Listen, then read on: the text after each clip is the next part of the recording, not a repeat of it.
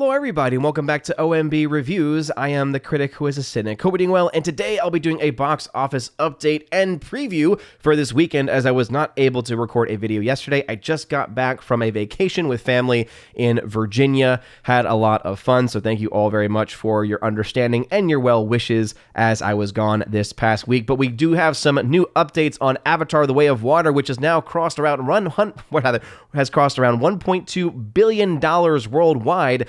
And this is after it being out only for roughly going into, its third weekend of release. I think it hit $1 billion after 12 days of release. So let's just say this movie is set to make a lot of money internationally. However, its domestic numbers are definitely on the upward trend, as it is projected to only drop around 12% from last weekend, which is just darn impressive when you look at the actual numbers themselves. It's looking like it'll cross $432 million by Monday. Of course, this is the New Year's Eve edition. By the way, blessed and happy Christmas to everyone. Again, 12 days of Christmas up until Epiphany. And of course, also hope everyone has a happy New Year as well. So we'll talk about Avatar: The Way of Water, what the numbers are saying, and what are the chances of this film reaching $2 billion now at this point in time, which I would say those chances have gone up quite a bit. And also what the updated numbers are for Puss in Boots, I Want to Dance with Somebody, and also Black Panther: Wakanda Forever, which is doing exactly what I thought it was going to do. People said, you're crazy to think this film's going to make $450 million by the end of its run domestically. Well, it's projected to be at 438.1 by Monday, and as I said, I think by the end of its run, it will probably be able to squeeze out just enough money to eke out over that $450 million mark. The fact is, though, that the movie has made well over $800 million, and so it's falling within that $800 to $850 million range that I had projected early on. But there's no denying that Avatar is doing much better than what was originally thought and originally projected, even by my own charting, and we'll talk about that as well. Before going any further, though, I can't speak. I've been away from this for too long. Please make sure you smash that like button, loud that fire button if you're watching over on Odyssey, and smash the rumble button as well. And also make sure that you are subscribed to the channel with the bell notification on. That way you know every time a video or live stream goes live on the channel. So of course, Avatar: The Way of Water is projected this weekend, or the 3-day weekend, to make $56 million. For the 4-day weekend, including the Monday, 73.9, to bring its total domestic to $432.3 million. And that, if that is able to do that, that will of course be quite impressive. Puss in Boots is expected to make $14.9 million, to increase actually by 20%. So this film's also going to be performing better than what the original projections were for the film. And I have to say that I think that there's a decent chance for this movie to be able to potentially be on a much better track. And once we do the box office breakdown tomorrow, for both Decent Gamers and also for the main channel, we'll be able to talk about why I think the film's chances of breaking even probably have gotten a lot better, because it is doing a little bit better domestically at the very least. It still has a long way to go, but it's definitely looking a lot better for this film. It seems that people are going to see this movie with their families. I've heard a lot of positive things about the film itself. I'm not really sold on the movie as far as the concept is concerned. I think they've just made way too many of these movies in this universe, and also I think that the animation style, specifically when they are fighting, and apparently this is confirmed to be in the movie itself, it turns into this weird style that Spider-Man Into the Spider-Verse had developed, and that was my least favorite part of that movie. So if that is indeed the case for the action sequences in the film, then it just makes me want to see the film just that much less. I Want to Dance with Somebody is expected to drop 8% from last weekend, so again, not the worst drop in the world, but again, we're dealing here with Christmas weekend versus New Year's weekend, so we're going to see some pretty weird numbers all around. I mean, you can see even Black Panther is projected to have a 12% increase from last weekend, so again, very weird numbers that we are going to end up seeing by the end of the holiday frame itself. And this is something that even the box office aficionados were saying that, hey, Avatar: Way of Water, you got to wait until the actual holiday season is through, the holiday frame is done, because that's where the film's going to make the vast majority of its money. The same thing happened with the first Avatar movie, and this film is tracking very, very well next to the first Avatar film. Now, of course, some people are saying it's performing so much better when they're not adjusting for inflation, which of course is a very big problem, because not only do you have to deal with inflation, you also have to deal with the fact that there were so many more tickets sold for Avatar: The Way of Water than there were for the first Avatar film versus Avatar: The Way of the Water, and I think that's something that is very important for us to be able to talk about. Paramount Pictures' Babylon is expected to be a box office flop, as it's projected to drop 19% from last weekend, but based on the fact that this film cost as much as it did, not looking all that good for this movie going forward. Violent Night is expected to have a 29% drop, but this film's already made its money back, so good news for that. The Whale is continuing to be around on only 625 screens. Cannot wait for this film to open up a little bit wider, because I really want to see this film. I've heard great things about the performance in the movie given by Brendan Fraser, so I cannot wait to be able to see it. but it's still not playing anywhere near me, unfortunately. The Fabelmans has also been hanging around in the domestic market in the independent domestic market at very few screens. This film is still hanging around as well. The Menu, which I thought was a very good film, thoroughly enjoyed it. Very, very big surprise for me. Probably will end up on my top 5 movies of the year if I had to guess. But of course, I will be developing that as we go into the new year because there's still a few films like Babylon. Doubt that I will be having that much kind things to say about that movie based on what I've been hearing. But I also want to see films like The Whale, for instance, to have a better understanding of the films that have come out. I saw a bunch of movies, by the way, while I was on vacation. Had a lot of downtime as we were driving cross country, not cross country, but from Virginia. It's a pretty long drive, 9 hours going both ways, eight or 9 hours, and so I was able to watch some stuff as we were on the road going back. So Menu doing a little bit better. Again, still has a chance of breaking even, but has to do a little bit better than this going forward, and it's only going to be at around 840 screens, while Strange World from Disney continues to be a massive $200+ million flop. Now let's go ahead and look at some of the updated numbers. And so this is the Friday numbers, and as you can see, Avatar Way of Water is clearly dominating with $24.4 million, 21% increase from the previous week. So, or rather, again, just increase in general. So I do think that this is something that is very impressive for this movie. Puss in Boots is still in the number 2 spot. Black Panther still in the number 3 spot. Again, this is the reason why I suspect that this film has a good chance of getting to 450 by the end of its run. But if you look at the film Avatar, because I know that that's probably what everyone is wanting to talk about today, is what's going on with that. By the way, Wikipedia, until you actually change your system and become not a complete shill for liberal left-wing causes and actually have a much more open, transparent process and don't just allow for random edits to happen, I'm not going to give you a dime, but I'm going to continue to use you. So the budget for the film, right? For Avatar 2, The Way of Water, it's been all over the place, right? You have James Cameron coming out saying the film needs to make $2 billion in order to break even. Well, if that is indeed true, then that means that the film has a good chance of breaking even, but how much over $2 billion does it make? I don't think it goes that much further over $2 billion personally, at least at this point in its release. It is incredibly impressive that the film has gotten to $1.2 billion, but the fact remains is that this coming week, you have a lot of people going back to work, back to school. At the very least, by the Wednesday of this week, you'll have almost the vast majority of schools, in fact, back in process, and a lot people who are off of work back at work as well. So you're looking at a situation where you're going to see some massive drop-offs. I would not be surprised if the 4th week for this film, coming in the post-holiday frame, sees a massive drop-off, especially since January is the place where films go to die. I mean, obviously, Avatar is going to have very little competition going forward, but I think a lot of the reason why people were going to see this movie in as much numbers as they were is because they actually had time to. Remember that this film is well over 3 hours long, and it's a pretty boring film to boot. And again, this is just my own personal opinion on this. I'm as you all know, I'm not a fan of this movie at all. I hated the first film, hate this film. I think that it relies too much on visual effects, and I think that too many people are just drawn in by those visual effects to let over and to gloss over some really big problems with the story of the movie, and basically to try to give James Cameron a pass. It's like, I'm sorry, if you gave a pass for James Cameron in the first movie because the story was as bad as it was, and you're going to give a pass here, there's just not a lot of consistency there. Again, I hated the first film because the story was not good, and I hate this story because the story is also not very good. It's incredibly bloated, amidst many other problems with the movie. Again, check out my review of the film if you want to see a little bit more of my thoughts on that. But the fact still remains is that this film is making quite a bit of money. Now, when you take these broad range of budgets, though, from $350 million to $460 million tops, you're looking at the average of that being around $405 million. And that's personally what I have put into the actual charting on my website, ombReviews.com. If you want to check out the charting yourself, again, the actual chart will be updated probably tomorrow, but this chart right here is going to be listed below on my website, and the second chart on the site, you'll see what I mean when you check out the website. So $405 million, meaning that the break even that I have for the film is going to be roughly $1 billion, and this film has reached that. So as of right now, I have this film having already made over $100 million in net gain profits. Now, again, big question mark next to how much did this film actually cost? What was James Cameron talking about with $2 billion? Was he just talking out of his rear end, or was he giving us a little bit of a glimpse into what the actual cost of this film's production budget, in addition to marketing costs, which probably were a huge amount of the cost for the movie?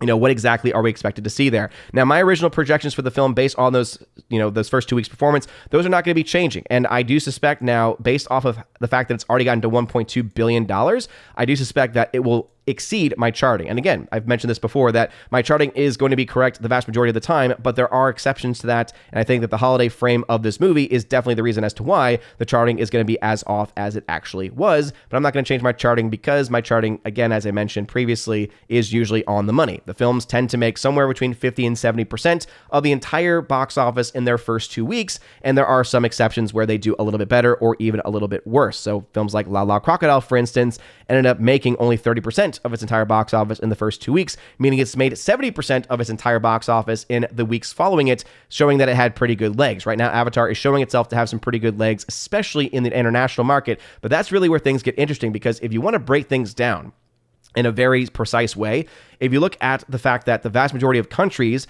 that have releases of American films, you're looking at the studios getting about 40% of the box office back from those theater chains, right? If you look at the United States theater chains, right, sometimes you usually see the numbers around 60% or so, but I don't think that always takes into account the fact that many studios get a much larger share in the first couple of weeks of their opening. Again, I used to work at a theater, and I was told very clearly by the general manager of that theater, hey, we only get about $1 for every $10 spent on actual ticket sales in those first 2 weeks. Again, so usually about $9 out of every 10 goes back to the studio. So they get about 90% or so of the entire box office. Now, I know that some things have probably changed with COVID, etc., but the fact still remains is that a studio is not going to put a movie out in theaters unless they're going to get a decent return on their investment. And a lot of that's going to be them getting a lot more money up front, whereas the theaters are like, hey, we're okay with that because we're going to make bank on popcorn sales, on drink sales. And then if your film is very good, guess what? After that second week, we start to get a lot more return on the box office numbers. And so we end up getting a lot more money back in the long run, with all that being said. So again, that's the reason why I have the numbers as I currently have them, with the films, again, being roughly 60% when all is said and done, when all is put in together. The fact, though, remains that this film is a much bigger international success than it is a domestic one. As you can see from the current numbers from thenumbers.com, $810.6 million internationally. I would not be surprised if this film makes over $1 billion, or it's updated to around $1 billion internationally by the end of this weekend. And the domestic is expected, as I said, to be around $450 million or so. So I think the domestic numbers are still going to be pacing enough to get somewhere between $500 and $650 million. I still just think $700 million domestically is a little bit out of reach for this movie, but this film is going to have a much bigger yield when it comes to those international numbers as far as the actual raw total is concerned. But if we keep into accounting, right, the fact that they're going to get a lot less back from those international numbers, that domestic number becomes that much more important. Now, I don't usually do that type of deep dive into, okay, how do I get the exact number here? Because I like to deal with things as simply as I possibly can, which is not always the easiest thing when you're dealing with math. The fact still remains, though, based off of my own projections, based off of what's being told to us, again, what's being actually reported as far as the actual budget is concerned. Again, these came from the Hollywood Reporter and also from Deadline Hollywood as far as the actual budget is concerned. Right now, I'm projecting the film has already made around $100 million in net gain profits and likely will continue to make that much more. I think the film, unfortunately, will end up beating Top Gun Maverick as the biggest grossing film of the year 2022. I don't think it's going to reach that by the end of 2022, but again, because it came out this year, anything it makes in 2023 will continue to add on to it. So again, I know that that's something that a lot of people have been interested in, and so that's why I'm spending as much time as I am on this specific movie itself. And again, the other film, too, that I wanted to spend a little bit of time on is Black Panther: Wakanda Forever. Again, I warned people, don't count out that domestic number, 434 million versus the 373. I think really the story with this movie is that it's performing a lot better internationally than probably it really should at this point. But the fact is that this film probably will end up getting around 450 domestic by the end of its run, which is what I was projecting. For weeks now, I've been projecting 450 to 500 being the max amount of the movie, or rather, the cap of the film is 500 with the minimum being around 450. It looks like that's probably going to end up yielding out by the end of, by the end of its actual run. It's still at over like 2,000 screens or so. So it's looking like that's likely going to be an actual real life scenario that's going to play out. But those international numbers, I think, are coming a lot stronger. So this film will come in probably underneath that $850 million ceiling, which I gave to the movie over the past few weeks as well. And I just wanted to give an update here that this film is doing much better than what had been projected. And again, I think that anyone, as far as the actual projections that other people were giving, some people were selling what this film was doing. The fact is, this film has made over $100 million in net gain profit. And that's not going to be enough to make up for a massive loss for Disney, like Strange World, for instance. But you're looking at these numbers here, and the legs in the film are definitely not all that impressive versus the first film, which had very, very incredible legs. And so the film is still showing itself to be a massive disappointment in comparison to the first Black Panther, especially when you compare not just the raw total adjusted for inflation, but also also the ticket sales as well. Again, the number of tickets being sold for this movie, just are far shorter than anything the first Black Panther was able to do. But it is still interesting nonetheless to see where these films end up and where the ticket sales end up as well. But that is the box office preview for this upcoming weekend, and also update because, again, I had to combine these two together. I'll do a full box office breakdown tomorrow, but remember that there's going to still be some more money coming in the Monday after tomorrow because of many people still being off. I know that I still have the day off as a teacher, so I assume a lot of students across the country will also probably have that Monday off as well, and probably in honor of the New Year's holiday, for instance. And so you're going to have a lot of people not going back to school probably till Wednesday, Thursday. You might have some schools that will stay out up until maybe the next week, not this week, but next week. So maybe you'll have some money left for Avatar and the Way of Water and for Black Panther, but it's looking like we're probably going to see some massive drop-offs next weekend. But what are y'all's thoughts? Do you think Avatar Way of Water, again, I think that it's probably going to make more than $1.7 billion in my charting. I think that $2 billion is kind of a minimum for me at this point because of how it is tracking. The big question, of course, though, is how much did this film actually cost, and what are the actual returns when it comes to the international versus domestic market at this point in time? Because when you have films like this, you have to that's when you have to actually start asking those questions, when the difference between those two numbers is so vast. When you have very close similarities, again, when you have even that 50-50 split, you don't really have to ask that question as much because you're able to really see that it's able to even itself out by the end. But it's looking like this film is just going to be a much bigger international hit than domestic, which is exactly the same as the first film, that the first film did, when you adjust for inflation especially, almost make $1 billion domestically, which is still pretty darn impressive. But let me know your thoughts about this and any other films I mentioned in the comment section down below. If you like this video, smash that like button, light that fire button, Odyssey, and smash the little rumble button. You're all amazing and beautiful people. Hope you all have a wonderful rest of your day, a blessed, happy New Year's Eve, a blessed Christmas, and as always, God bless.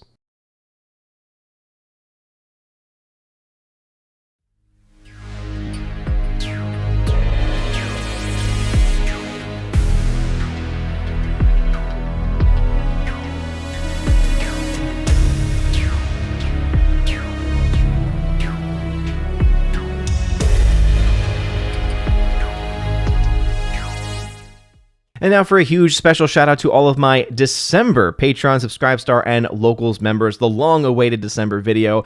First off, shout out to my Patreon members, Father Luca Illick, Garrett Searles, Hymir Irie Hymason, Joe Horn, Jonathan Carney, who you can check out over on his YouTube channel, Jonathan Carney, Laura, the Modern Major General Story, Orange Eye Reviews, who also has a YouTube channel you can check out at the same name, Rosetta Allen, who has a YouTube channel known as Eagle Rider, Miss Martin Muses, who also has a YouTube channel by the same name, Chris from the 80s, who you can also find on YouTube by the same name, and of course the Empress of the Universe, Tina B, who you can check out on her YouTube channel, Tina B.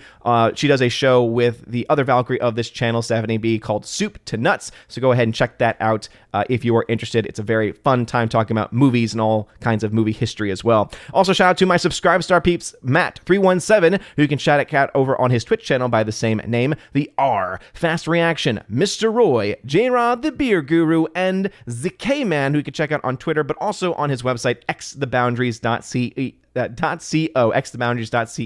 check out his latest music musings, as well as his upcoming podcast as well. Also, to my Locals members, Miss Minnesota Hockey Fan, How About a Hockey Player, UAB Mad Dog, Mike Jackson for the win, J.H. Schwalbach, Brett D90, and the amazing lawyer, Robert Barnes. Thank you very much for being my supporters over on Locals. If you want your name shouted out at the end of every video and live stream, please check out the top link in the video description below, where you can sign up to get access to not only vocal shoutouts, but also to giveaways of Blu-rays, 4Ks, and Blu-ray sets as well. Right now, I'm giving away things like Nobody on 4K. I just got a bunch of ones in last night. Shawshank Redemption on 4K last night, in Soho on 4K. Some steelbooks of the Godfather trilogy on 4K as well. Tons of stuff to do for giveaways, so check out, again, that top link to find out how to sign up to become a Keep It the Bifrost level or above to get access to that, as well as things like the Chosen of Valhalla monthly member stream, and also other goodies like the podcast that I do with John the Flick Pig Flickinger, which we'll be recording our episode for this month in the next day or two, so be on the lookout for that if you are a member of the Army of Asgard level and above. Thank you all very much for your time and attention. You're all amazing and beautiful people. Have a wonderful rest of your December, and as always, God bless.